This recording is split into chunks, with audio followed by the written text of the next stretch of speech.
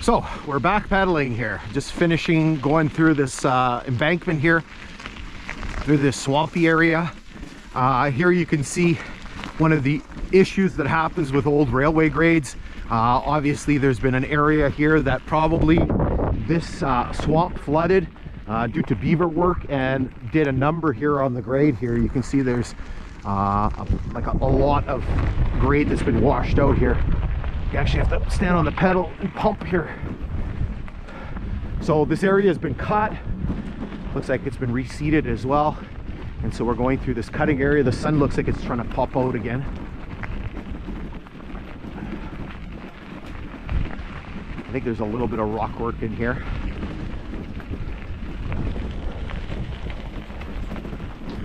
Again, you can see the sandy nature of the soil here. Lots of jack pines and stuff growing. You can see what's left of the telegraph pole.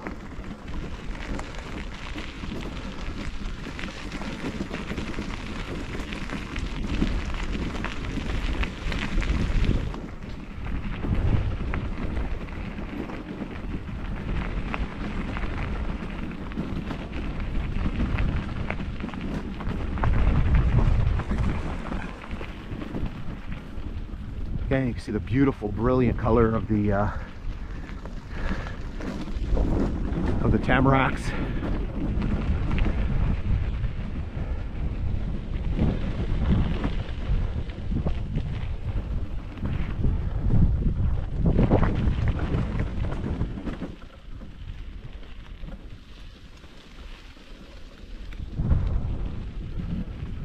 Still going through the cut here, or another one. Kind of, there was a break there.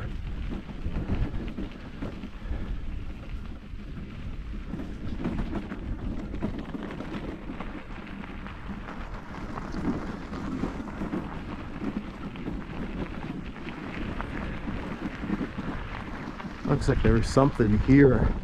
Maybe they dug some material out. I think there's a little scoop out here from the little ridge.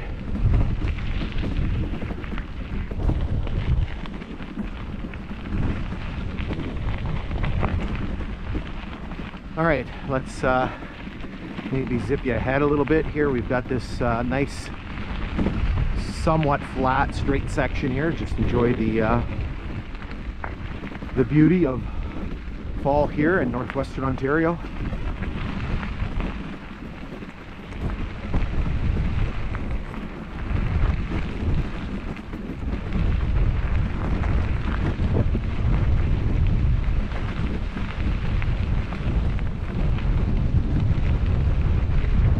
So here we're moving into yet another kind of swampy area. Looks like the grade has kind of subsided a little bit here. Looks like there's a little dip. You can see some telegraph poles.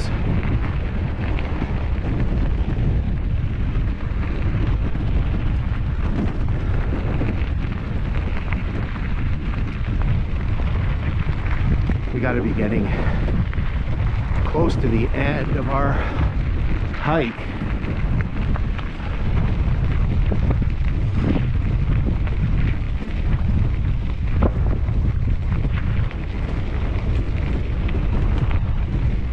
I think we got to go to about 28 kilometers or so.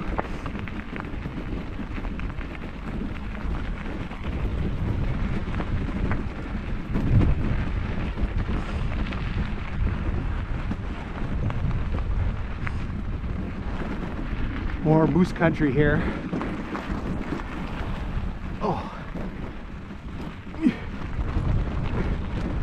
get some of these soft spots where it's like soft gravel and it's hard to pedal.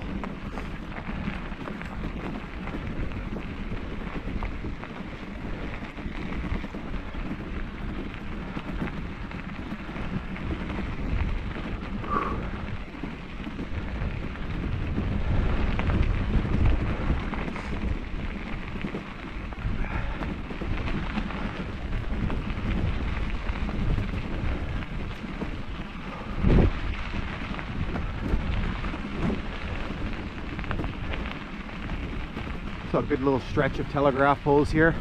This one here, you can see they're all busted pretty much. Whoa. Missed the bump.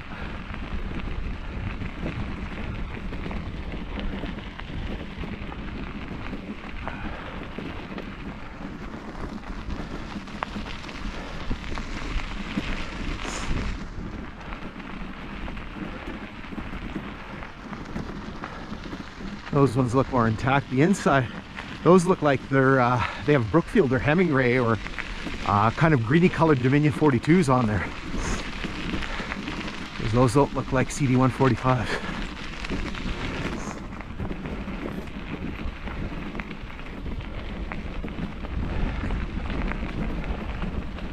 Oh.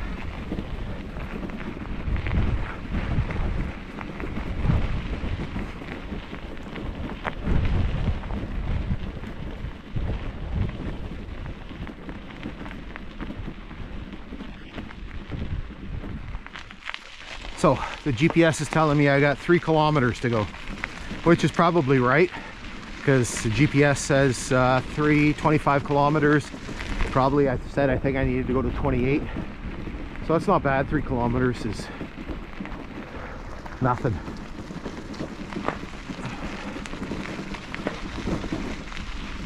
So again, we're still up on this big embankment.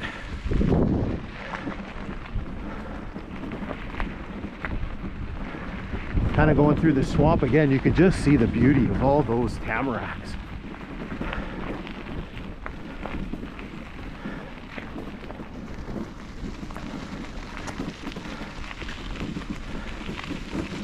Whew. We're going to start getting into some rock cuts here.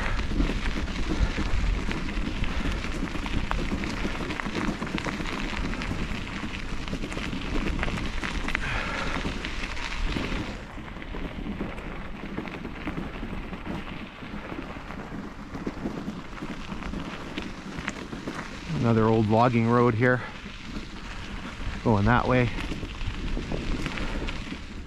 So as you can tell, it's a different day. So we missed this on the hike, so we had to stop when we were doing the next section. And so what we have here is we have the site of a spur. Again, I don't know if it's on this side. It wasn't particularly big. Or if it was on this side. There is kind of this open area here, and there's a road now that kind of, or it used to be a road that kind of goes off into this direction here. So here at milepost 115.4 or 116.5 in 1922, we had a spur that belonged to Totterash, and it was a 3-car spur connected at the east end, so connected at this end over here. And then from 1923 to 1924, again, a 3-car spur, but this time it had changed hands. It belonged to CB Devlin. And again, the mileage changed because in 1923, the mileage changed on the line, so 86.5. And again, I do have the document for Totterash. I don't know what it says on that, so I may show that to you, but I definitely will show you the timetables where you can see both spurs.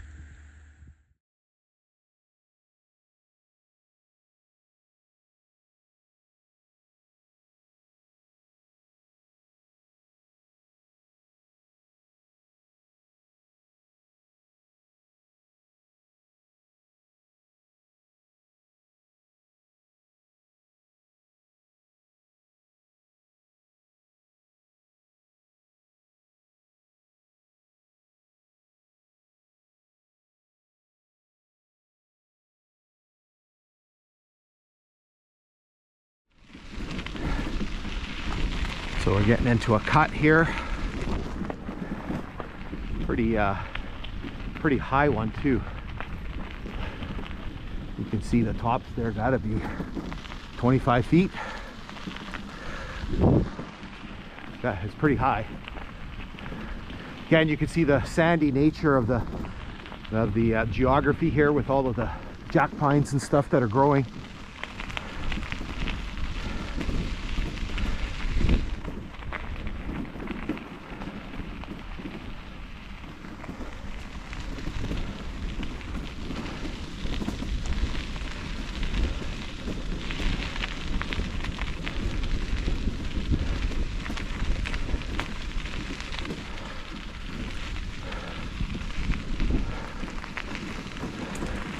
Bits of metal.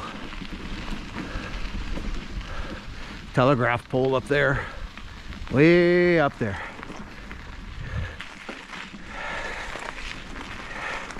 If you're Canadian and you're over a certain age,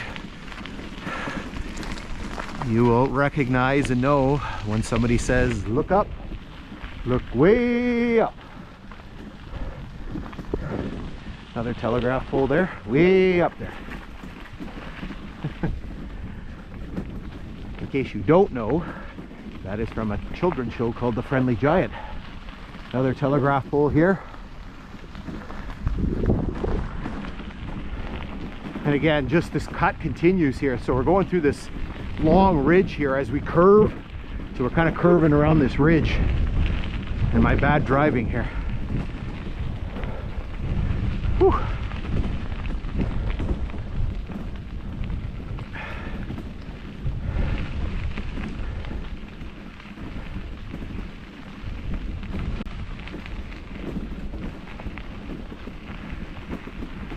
All right, so here's where the cut starts to end.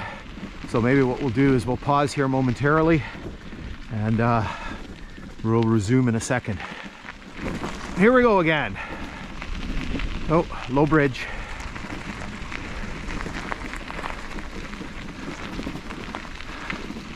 Another little swampy lake here.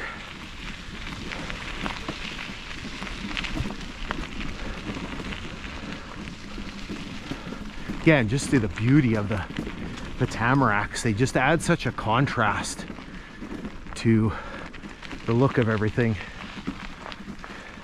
Probably just a boring metal culvert.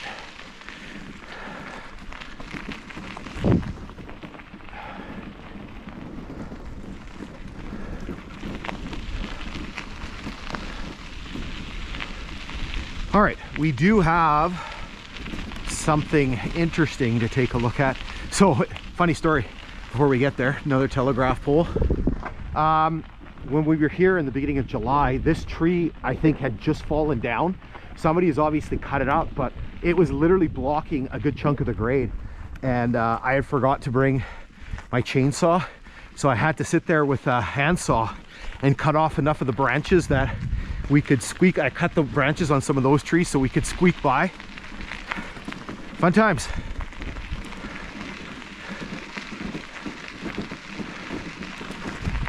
So we got something neat coming up here because you don't see very many of these.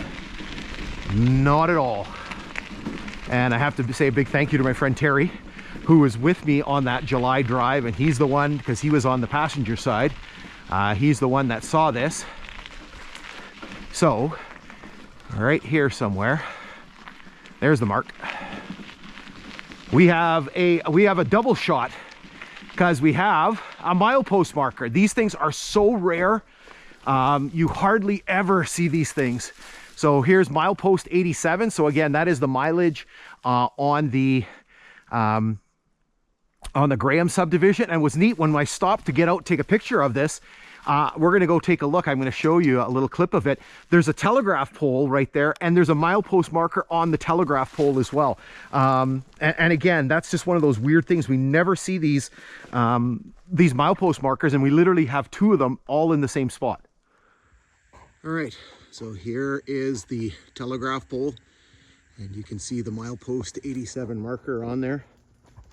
So kind of, we hardly ever see milepost markers, and we literally have two in the same spot, one on the metal post by the grade and one on the telegraph pole. So I guess we're not going to complain about that. Okay, let's resume here. I'm gonna hydrate here. 26 on the GPS, so more or less about 2 kilometers to go. I'm very sweaty. Time.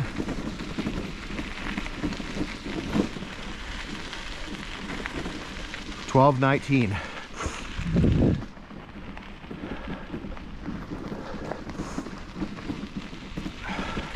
So it's 1:19 Eastern time.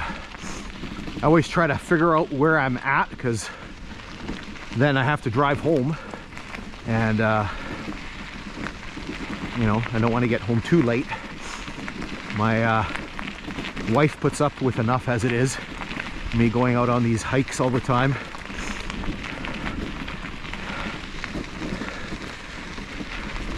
She tells me all the time I need to get a new hobby.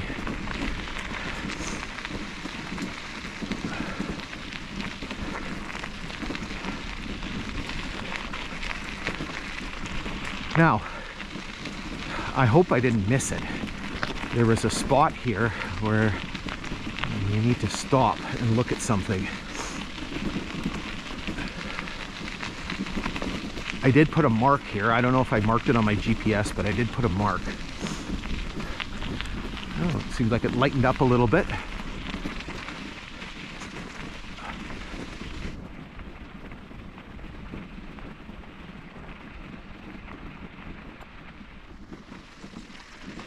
Right here. Did somebody seriously take it? That's unbelievable. It either fell off or somebody took it. Like, literally. So, Luna, stay. When I was here this morning, I went by and... oh, it's wet.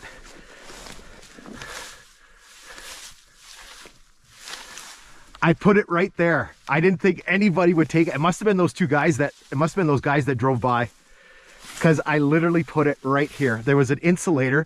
I unscrewed the CD145 from here and I put it right here, and I was gonna show it, and I didn't see anybody, so I thought, oh well, nobody's gonna think. And I'm guessing those guys drove by and they saw it and they got out and they grabbed it.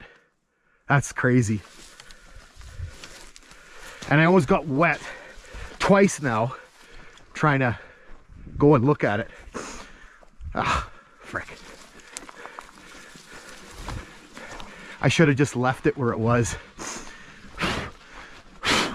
I didn't think, because I didn't see anybody, I didn't think anybody would stop and grab it, even if people were driving by. All right, let's pause here for a moment, and we'll resume.